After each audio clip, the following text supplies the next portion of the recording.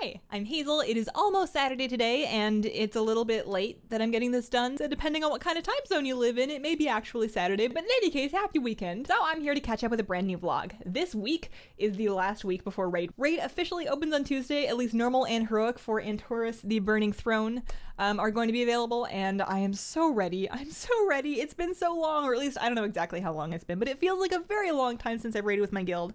And when you don't raid, I've started to like not care so much about my gear, and it makes it harder to care about things like getting my weekly Mythic Plus cash and buying like the 999th trinket for Veiled Argonite that is not going to be an upgrade. So I really hope that once I'm raiding weekly again, the rest of the game kind of brightens up for me, because if that doesn't happen, I'm gonna need to pick up like a new in-game hobby. Like, you know, maybe it's time to get into that end of expansion 3s where you've run out of other things to do, so you just like play a whole lot of arena.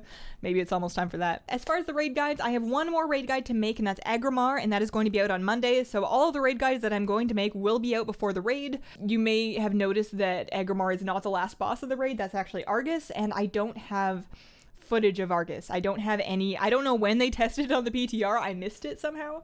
So I don't have any footage of it, and I won't be making a guide until I get footage of it, and that's going to be when my guild clears it, so it's going to be very late, and depending on how late it actually ends up being, I may or may not do it. So definitely don't hold your breath for the Argus one. There will be an Agrimar one out, so 10 of the 11 bosses will have guides out. And it's weird to think that this is the last raid that we're getting until Battle for Azeroth. And then it makes you think, well, how long is that gonna be? Where's the beta? We don't got a beta yet. How long are we gonna be stuck in Antorus? I hope it's not another year-long raid. We're gonna find out. I don't have as much hope as maybe I should for a speedy Battle for Azeroth release, so I'm kind of in wait-and-see mode as far as how long we'll be in this raid. But it's a good raid. It's a good raid, so at least it's a nice place to be for a bit. What else happened this week? We had Thanksgiving last night, so today's Black Friday. So happy Thanksgiving to all of you that celebrate Thanksgiving. I had a lovely time yesterday. We drove out of state to attend a Thanksgiving dinner, and then we drove all the way back, so it was a lot of driving, but it was a very nice day. And now today is Black Friday, and the thing that I'm really thankful for at this time of year is I'm thankful that I don't work retail anymore.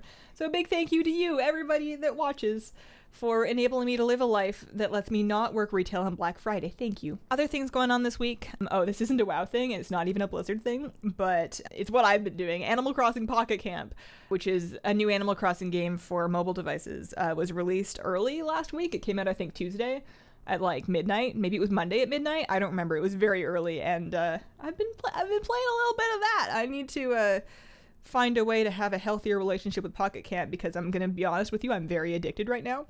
But it's a very cute game, and I'm having a lot of fun with it. If you ever wanted to, you know, play Animal Crossing on your phone, we live in a beautiful magical age where that's a real thing. And for in-game stuff, we've got the Pilgrim's Bounty event, and we've got the anniversary event, so now is a really great time to grind rep. If you have any reputation that you're looking to grind, you get 23% combined between those two buffs, which do stack. So that's kind of fun to take advantage of if you're not really busy playing Animal Crossing Pocket Camp. And yeah, light news week. I think we're going to be a little bit light on news. Oh, actually, you know what? Never mind. There was Shadow Priest changes announced to combat the Shadow Priest AoE problem. And I read that headline and I was so excited. I was so ready. I was like, thank you, finally. It took us so long, but we got here, and I was really excited to have something to deal with the Shadow Priest AoE problem before Battle for Azeroth. And then I read the changes, and I am honestly a little bit disappointed. I am excited that they are aware of the problem and they're looking into it, but these changes are essentially a big buff to Void Eruption, and some buffs to Shadow Crash to give it a faster travel time, a shorter cooldown, and I think more damage.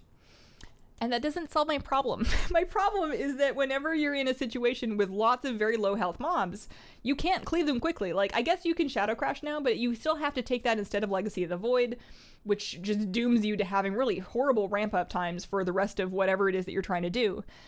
And it's not great. You're still gonna have to switch to Holy if you want to run any old content, because there's no good way to cleave things. Without setup, I'm still, like, every time I go do a Falcosaur daily quest, I still have to dot each Falcosaur individually. Like, the little teeny baby ones, it's a little bit silly.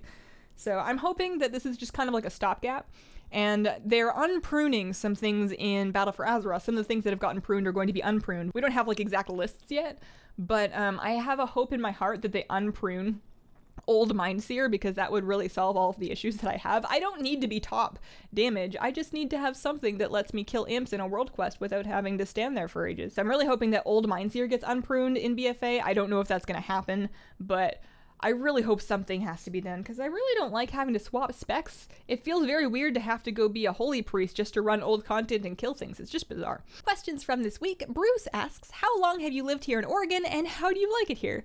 I have lived in Oregon for roughly 4 years. I think I moved here about 4 years ago, give or take a couple months or so. And I like it here quite a bit. If I have to live in America, that sounds awful. If I'm gonna live in America, I think that Oregon is the place that I want to be. I love Portland, and I love the outdoors around here. I'm just a big fan of the Pacific Northwest. I don't ever really want to leave the Pacific Northwest. I could maybe do California under the right circumstances, but I would really, really miss just the big trees and the hiking and the lakes. And Oregon has all of that, so I like it here quite a lot. I definitely miss Canada sometimes, but if I'm gonna be in America, here's a good place to be. And Miss OP asks, do you think that they should have a cooking legendary? A cooking legendary. So like we have for fishing, we have the Underlight Angler, the Artifact Fishing Rod. I don't know. I think it would be neat. I can definitely see how they would implement it. You could have like a hat or like a cleaver or something. You could spec to be good at making different types of food. You could have it give you different benefits. Like, you know, we have the chef's hat that gives you different benefits. I think it could be cool, but I don't think it's really necessary. I don't think it really adds something that the game is super missing. I feel like if you wanted to add extra customization and progression to cooking, there are other ways that you can go about doing that. And at a certain point, if they do a cooking legendary, maybe they also do like an archaeology legendary. They probably don't do a first aid legendary, but at a certain point, it just kind of starts clogging up your bags, especially because if we're carrying forward the fishing legendary, we would presumably carry forward those too. And there's a certain point where you just have a bag slot, you know, dedicated to all of your utility stuff. And I'm already a little bit grumpy whenever I have to like swap out my fishing rod and then swap it back. So I don't know if I really want something else like that, but I could be very short-sighted and maybe they'll add it and maybe it'll be the coolest thing ever and you'll watch a video of me going 10 reasons why you need this thing and then how to get it, you know me. Anyways, that has been my week. Thank you so much for watching. After the last raid guide, I'm going to spend, I think, next week for videos doing a little bit of housekeeping. I want to try and update the channel trailer. I want to try and maybe update the channel banner. And then things like the Patreon video, but just little bits of housekeeping stuff. I have some little ideas of stuff that I can do to kind of spruce things up a little bit and get ready for just like a really shiny 2018 for Hazelnuttygames. So stay tuned for that. And I hope you guys have a wonderful, wonderful day. Bye!